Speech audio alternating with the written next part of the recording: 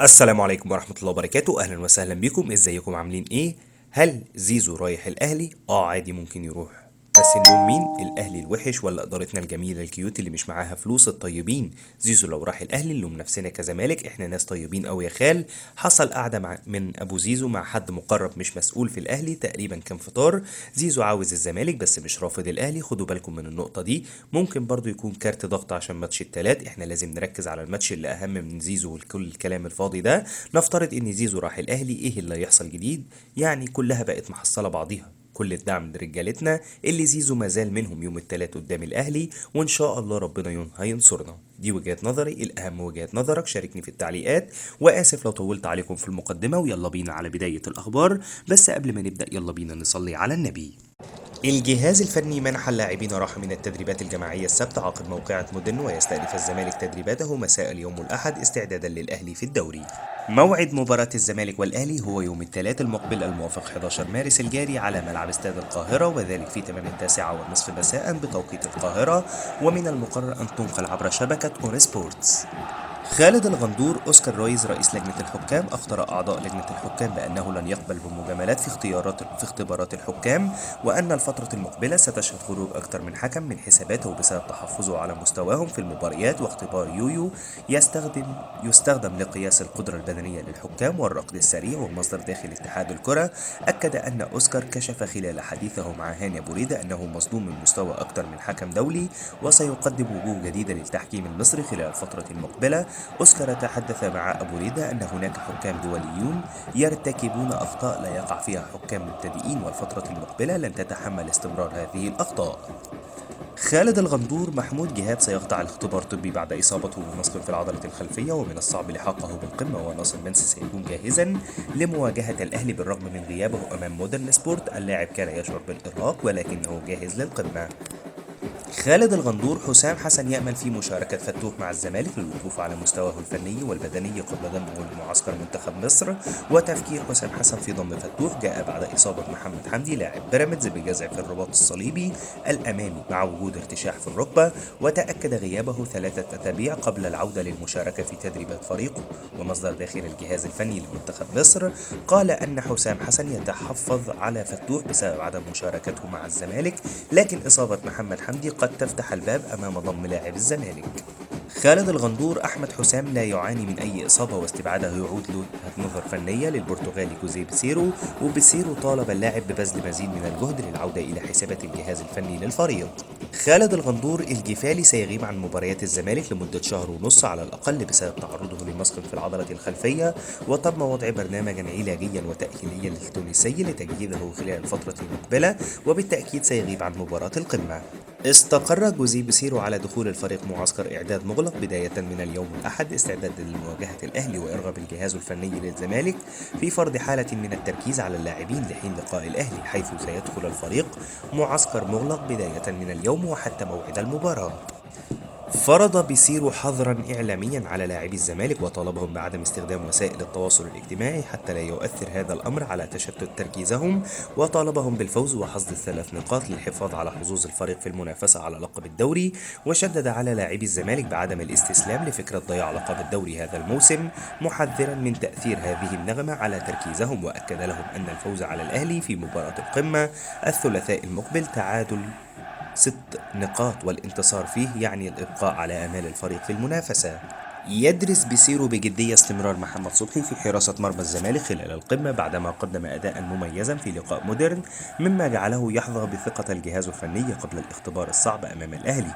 وفي ظل حساسية المواجهة وأهميتها في سباق المنافسة على اللقب، يسعى بيسيرو لاتخاذ القرار الأفضل في مركز حراسة المرمى، خاصة أن الاستقرار على الحارس الأساسي يمثل أحد العوامل الحاسمة في اللقاءات الكبرى.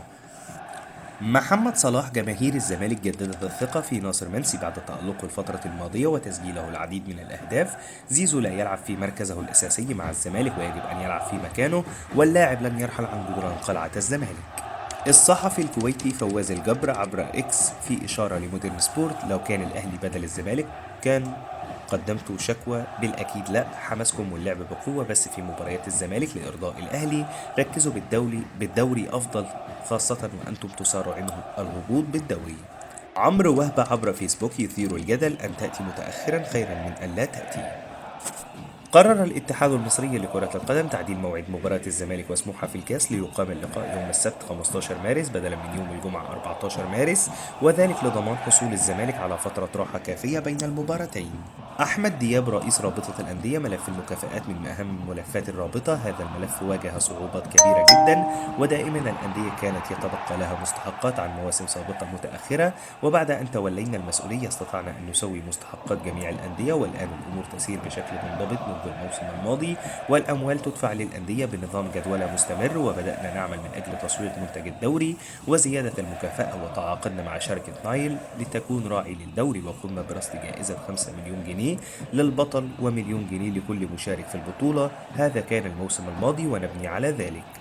أحمد دياب: هذا الموسم تعاقدنا مع شركة عاصمة مصر لرعاية كأس الرابطة وتحويلها لكأس عاصمة مصر، وأصبحت جوائز المسابقة ب25 مليون جنيه، وهي أعلى قيمة لجوائز أي مسابقة محلية مصرية في تاريخ الكرة المصرية، ونعمل على زيادة مكافأة بطل الدوري لأننا كنا قد بعنا عقد رعاية الدوري منذ سنتين، وبعد انتهاء العقد فإننا سنقوم بتسويق الدوري من أجل الحصول على رقم أكبر في الموسم المقبل مقارنة بكأس عاصمة مصر الأحدث، والملاعب تحتاج إلى عمل وتطوير كبير جدا، لكن لا للأسف نحن نلعب الدوري على 8 أو 9 استادات، لذلك عليه ضغط كبير، لكن نحاول مع الاستادات لتحسين جودة وصيانة الملاعب.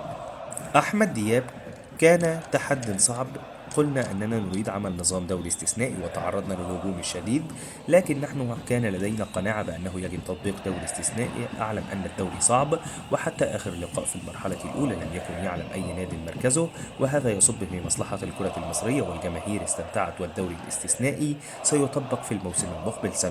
سنرى التجربة لآخرها، ثم سنتخذ القرار الأنسب للكرة المصرية وشكل الدوري الجديد يجعل المنافسة أقوى بين الأندية، والمفاجأة واردة بشأن بطل الدوري والهابطين.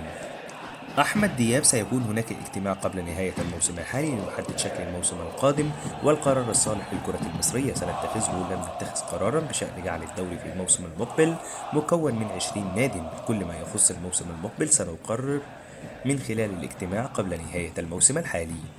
أحمد دياب: الذكاء الصناعي أنشأ جدول للمرحلة الأولى وجدول للمرحلة الثانية بناء على ترتيب المراكز، وهناك تكافؤ فرص لجميع الأندية بشأن الملاعب. أنا سعيد بأن الجماهير مستمتعة بالدوري هذا الموسم، أعتقد أنه من أنجح المواسم من 15 سنة الماضية، وأنا لا أتأثر بالإعلام تماما. فكرة أنك تعمل في العمل العام وليس لك جمهور، فأن القرارات التي تتخذها تغضب الجماهير أحيانا، لكن أنا لا أنظر لذلك. أهم شيء الواحد يحترم نفسه. الهجوم الإعلامي اللي نتأثر به بشأن إعلان عقوبات رابطة الأندية في بعض الجولات، لأن موعد الإعلان معروف ومحدد. وارد أن الهجوم جاء في توقيت قبل الإعلان عن العقوبات ثم أعلنت فظهر وكأننا تأثرنا بذلك، ولكن هذا غير صحيح، لأن كما قلت مواعيد إعلان العقوبات معروفة. أحمد دياب: ملف عودة الجماهير أخذ منا سنوات، وبعد ذلك عملنا لائحة للعقوبات الرياضية في حال تجاوز الجماهير، لكن بالتأكيد نحن لا نريد أن نعاقب الجماهير. هذه العقوبات ليست انتقامية، لكننا نحاول الحفاظ على الانضباط على الملاعب المصرية، والمقياس هو هل تطبق المعايير على كل الجماهير الأندية أم لا. سأتحدث عن جماهير أكبر ناديين: الزمالك والأهلي. الزمالك عوقب 4 مرات والأهلي 3 مرات، هذا يؤكد أننا نسير على مسافة واحدة.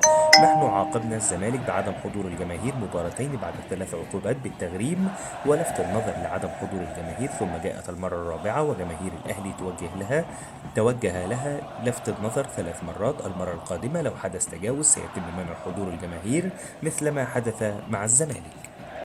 بس كده، هي دي كل الاخبار اللي كانت معانا النهارده عن نادي الزمالك. اتمنى الفقره تكون خفيفه على قلبكم. ادعمونا بلايك الفيديو، سبسكرايب للقناه، متشكرين جدا على دعمكم. لو عندكم اي ملحوظه سيبوها لنا في التعليقات. سلام.